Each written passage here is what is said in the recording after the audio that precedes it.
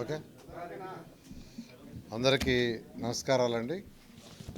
ఈరోజు మన రాష్ట్రంలో అన్నా క్యాంటీన్స్ ఆగస్ట్ 15న స్టార్ట్ చేస్తున్నాం.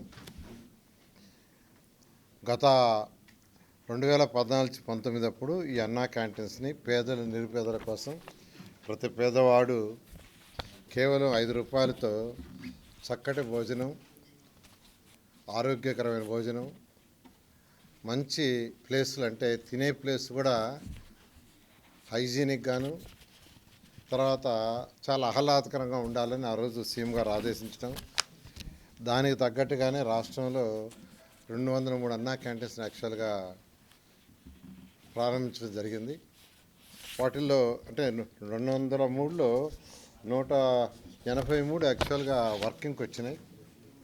దాదాపు ప్రతిరోజు 2,25,000 మంది భోంచేస్తున్నారు. 2,25,000 మంది.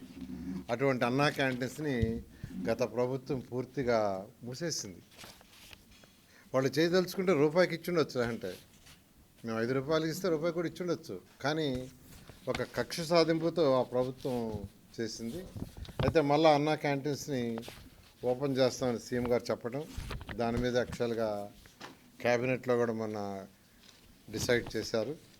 ఈ అన్నా క్యాంటీన్స్ సంబంధించి ఈ మున్సిపల్ శాఖ ఆల్రెడీ టెండర్లు, అంటే ఈ అన్నా క్యాంటీన్స్లో కొన్ని అన్నా క్యాంటీన్స్లో సెక్రటరియట్లు పెట్టారు, కొన్ని అన్నా క్యాంటీన్స్ని గోడౌన్లుగా పెట్టుకున్నారు, కొన్ని అన్నా క్యాంటీన్స్ని బ్లీచింగ్ పౌడర్ వేసుకోవటానికి పెట్టుకున్నారు. ఇట్లా రకరకాలుగా అన్నా క్యాంటీన్స్ మొత్తాన్ని నిర్వహణ చేశారు. దాంట్లో ఉన్న ఆ డైనింగ్ టేబుల్స్ అన్ని తీసేశారు. కొన్ని దగ్గర ఆ డైనింగ్ టేబుల్స్ తీసి మిద్ది పైన వేస్తుండారు. నేను ఈ మధ్య కొన్ని దగ్గర విజిట్ చేస్తే వాటికంతా కొన్ని మరామతులు చేయాల్సి ఉంది. దానికి టెండర్లు ఇచ్చాము. కొన్నిట్లో వర్క్ స్టార్ట్ అయింది, కొన్నిట్లో వర్క్ జరగబోతూ ఉంది.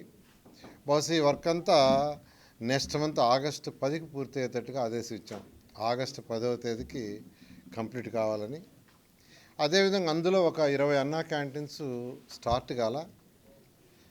అయితే చాలా వరకు బిల్డింగులు పూర్తయి ఆల్మోస్ట్ 20 అన్నా క్యాంటీన్స్లో 18 అన్నా క్యాంటీన్లు అయితే బిల్డింగులు పూర్తయిపోయి జస్ట్ ఫినిషింగ్ లాగినాయి. అవన్నీ కూడా వీలైనంత వరకు ఆగస్టు 10కి కంప్లీట్ చేయమన్నాం.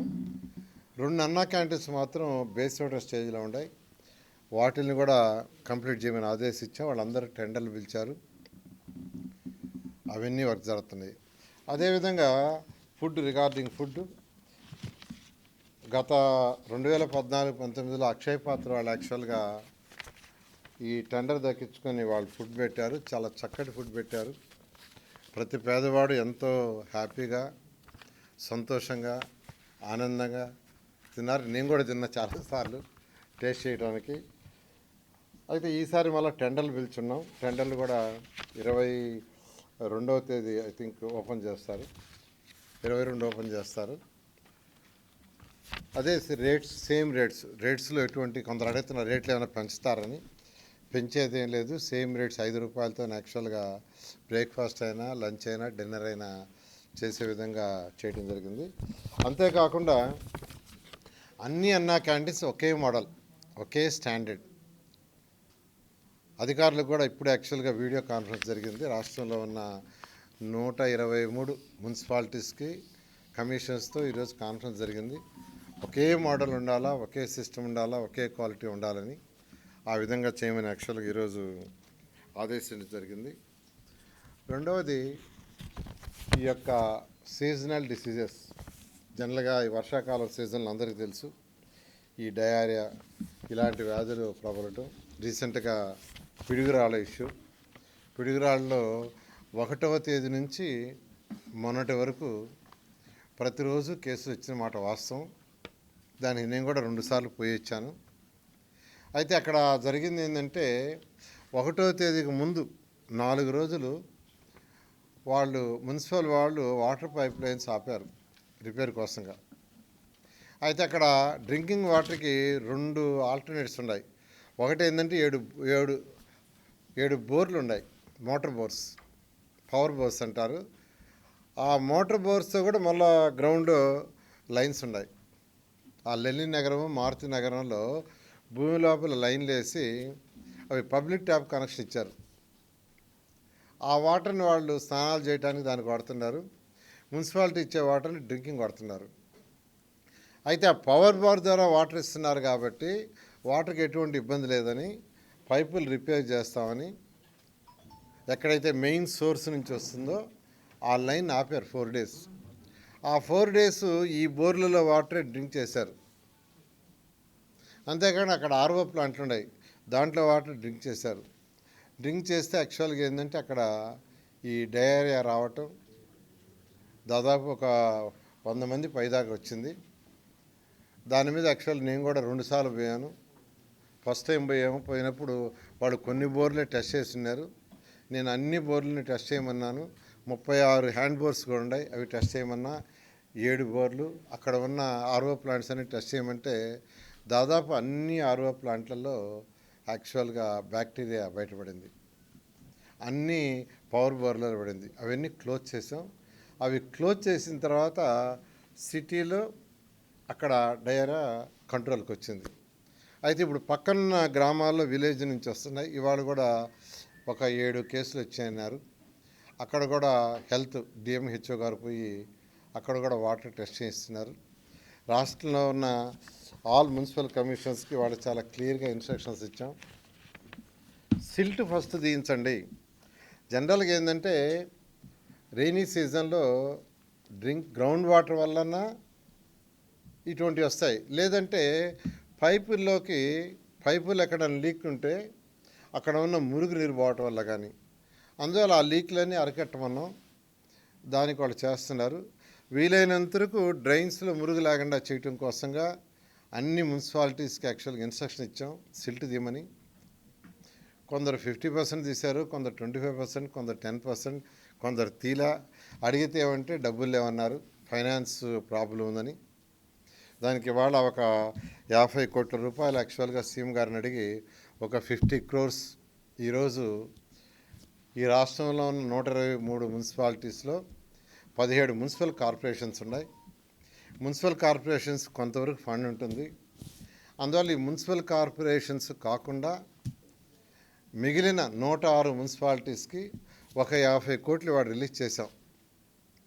అది స్పెసిఫిక్గా డ్రైన్స్లో సిల్ట్ తీయటానికి. మున్సిపల్ కార్పొరేషన్స్ కాకుండా మిగిలిన 106 మున్సిపాలిటీస్కి 50 కోట్ల రూపాయలు ఈరోజు ముఖ్యమంత్రి గారిని అడిగి దాన్ని రిలీజ్ చేయడం జరిగింది. ఇమీడియట్గా టెండర్లు పిలుచుకొని సిల్ట్ 100% పూర్తిగా తీయమని వాళ్ళ మున్సిపల్ అధికారులందరికీ ఆదేశం ఇచ్చాం. నేను కూడా ఫిజికల్గా చెక్ చేస్తాను రెగ్యులర్గా నేను చెప్పడం జరిగింది.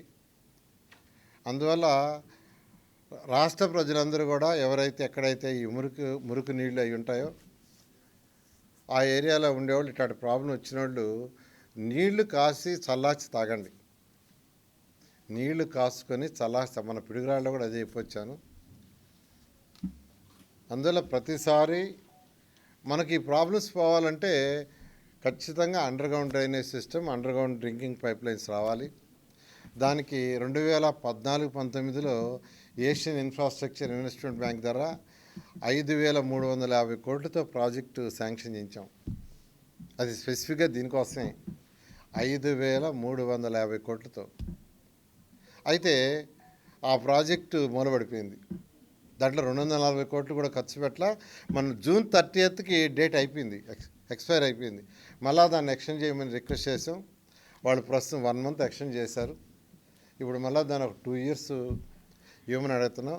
ఆ ప్రాజెక్ట్ కానీ వస్తే 57 మున్సిపాలిటీస్లో ఆల్మోస్ట్ 100% మనకు ఈ drains problem, drinking water problem పూర్తిగా పోతుంది. దానికోసం ట్రై చేస్తున్నాం.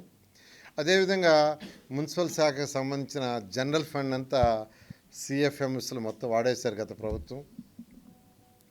ఖజానా ఖాళీ మున్సిపాలిటీది. దానికి కూడా సీఎం గారితో యాక్చువల్గా డిస్కస్ చేస్తున్నాం ఎలా చేయాలనేది. ఈ ఫండ్స్ రిలీజ్ అయితే అన్ని మున్సిపాలిటీస్కి వాళ్ళకి చేయాల్సిన ఫండ్స్ రిలీజ్ చేసి అక్కడ ఏదైతే వర్క్లు ఆగిపోయిండాయో అమృత్ 1, అమృత్ 1 టైం అయిపోయింది కానీ 100% పూర్తి చేయాల. అమృత్ 2 అయితే అసలు ఆల్మోస్ట్ టేకప్ చేయాల. ఎందుకంటే స్టేట్ గవర్నమెంటు షేర్ వేయాలి, మున్సిపాలిటీ షేర్ వేయాలి. గత ప్రభుత్వం ఆ షేర్ ఇవ్వనందువల్ల ఆ వర్క్లన్నీ పూర్తిగా ఆగిపోయినాయి. ఎక్కడైనా ఒక మున్సిపాలిటీలో ప్రజలు ఫస్ట్ కోరుకునేది ఏంటంటే ఒక రోడ్డు, వేస్ట్ వాటర్ పోయే డ్రైనేజీ, డ్రింకింగ్ వాటరు, ఎలక్ట్రిసిటీ. ఈ 4 ఏ ప్రజలైనా కోరుకుంది మినిమం. ఈ మినిమం చేయడానికే అమృత ప్రాజెక్టు కావచ్చు, ఏషియన్ ఇన్ఫ్రాస్ట్రక్చర్ ఇన్వెస్ట్మెంట్ ప్రాజెక్ట్ కావచ్చు తీసుకొచ్చింది. అయితే మళ్ళా వాటిని యాక్చువల్గా సీఎం గారితో డిస్కస్ చేసి, కేంద్ర ప్రభుత్వం డిస్కస్ చేసి వాటినన్నిటిని రివైజ్ చేసి చేయడానికి కొంత సమయం పడుతుంది. అందువల్ల ప్రజలందరినీ కొద్దిగా ఓపికగా ఉంటే అవన్నీ చేసి మళ్ళా మున్సిపాలిటీస్ని గత 2014 నుంచి 19 దాకా ఎలా ఉందో ఆ విధంగా గాడిలో పెట్టడం జరుగుతుంది.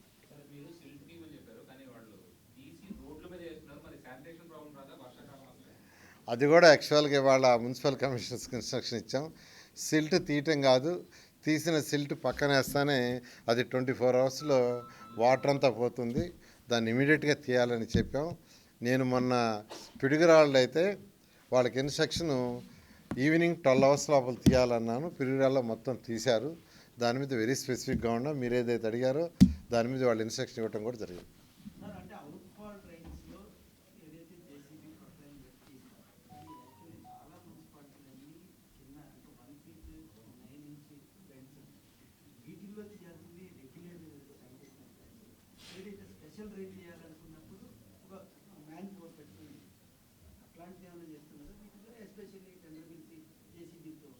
అంటే ఇక్కడ 2 రకాలండి. డ్రైన్స్ మైనర్, మేజర్ ఉంటాయి. చిన్న చిన్న డ్రైన్స్ ఉంటాయి. అంటే ఇళ్ల మధ్య వాటి మధ్య ఉండే చిన్నవి మామూలుగా ఉంటుంటాయి. అవి మళ్ళా పోయి పెద్ద డ్రైన్స్లో కలుస్తుంటాయి. పెద్ద డ్రైన్స్ చేసేటప్పుడు ఖచ్చితంగా వాళ్ళు జేసీబీ వాటిలతో యాక్చువల్గా చేస్తారు. చిన్న డ్రైన్స్ చేసేటప్పుడు మ్యాన్ పవర్ని పెట్టి చేస్తారు. 2 బోత్ రెండిటికి.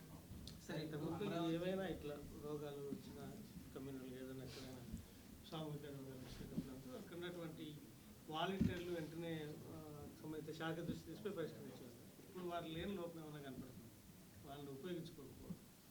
ఏ వాలంటీర్లు వార్డు అంటే వార్డు సెక్రటరీస్ ఉన్నారు కదండి. ఇప్పుడు ప్రతి వార్డులో ఇప్పుడు సెక్రటరీస్ ఉన్నారు. సెక్రటరీ వింగ్ ఉంది. సెక్రటరీ వింగ్ ఇప్పుడు దాదాపు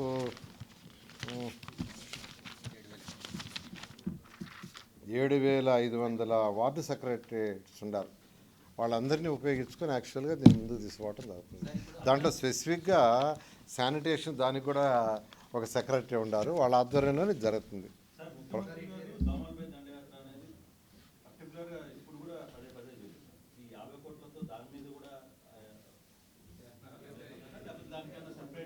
అంటే ఇప్పుడు 50 కోట్లు వాళ్ళకి స్పెసిఫిక్గా ఇచ్చిందండి. పర్టికులర్గా ఏంటంటే సిల్ట్ తీయటానికి పరిసర ప్రాంతాల్లో చెట్లు అవి ఎక్కువగా మొలిసేసి ఉంటాయి. వాటిలన్నిటికీ జరిగింది. ఎక్కడైతే చెట్లు ఉంటాయో అక్కడే దోమలు గీవలు అంతా తయారవుతాయి. నీళ్లు మురుగుంటాయో వాటిని తీయటం కోసం స్పెసిఫిక్గా చేసాము. ఏదైతే మీరు దోమల దండయాత్ర అంటారో దానికి రకరకాల మెథడ్స్ ఉన్నాయి. అవి వాళ్ళ దగ్గర ఉన్న ఫండ్స్ని వాడుకోమని చెప్పడం జరిగింది.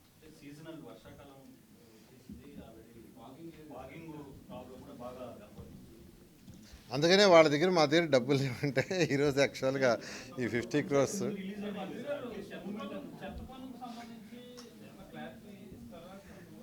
దాన్ని యాక్చువల్గా సీఎం గారితో డిస్కస్ చేసి చేస్తామండి.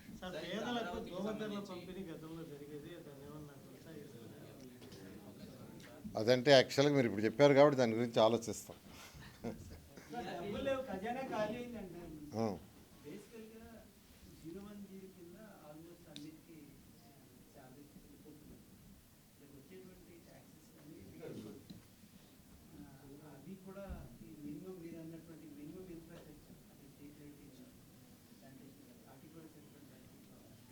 అంటే మున్సిపాలిటీలో యాక్చువల్గానండి గవర్నమెంట్ రోల్స్లో ఉండారో వాళ్ళందరికీ శాలరీస్ పోతాయి. బట్ అక్కడ తీసుకునే ఈ యొక్క లేబర్ ఎవరైతే ఉండారో ప్రతి మున్సిపాలిటీలో చాలామంది లేబర్ని అదే కాకుండా వీళ్ళందరినీ 21,000 ఈ రేంజ్ వాళ్ళని తీసుకున్నారు. అవన్నీ కూడా యాక్చువల్గా మున్సిపాలిటీస్ బేర్ చేయాలి. అందువల్ల వాళ్ళు జనరల్ ఫండ్ నుంచి చేయాల్సి వస్తుంది. అందువల్ల అది బర్డెన్ అవుతుంది వాళ్ళకి.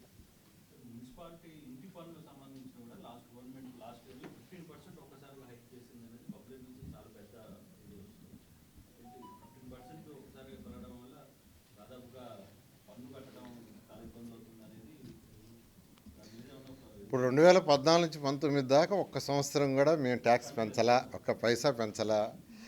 వచ్చిన రిసోర్సెస్తో ఎక్కడైతే లీకులు ఉన్నాయో లీకులను అరికట్టాం. లీకులు అంటే ఇప్పుడు ఫర్ ఎగ్జాంపుల్ ఒక అతని ఇల్లు ఒక 2000 చదరపడుగులు కట్టుకొని 1000 చదరపడుగులు ట్యాక్స్ కడుతుంటే మేము అధికారుల ద్వారా ఆ 1000 కూడా తీసుకొచ్చాం దీంట్లోకి ట్యాక్స్లోకి. ఆ విధంగా ఎక్కడైతే లీకులు ఉన్నాయో వాటన్నిటినీ అరికట్టడం వల్ల మున్సిపల్ శాఖలో ఇన్కమ్ పెరిగింది. ఆ ఇన్కమ్తో యాక్చువల్గా చేసాం, ట్యాక్సులు పెంచలే. అయితే గత ప్రభుత్వంలో వాళ్ళు యాక్చువల్గా ట్యాక్సులు పెంచేదానికి జీవోలు ఇచ్చారు. అవన్నీ స్టడీ చేస్తున్నాం, స్టడీ చేసి ఏం చేయాలో చేస్తాం.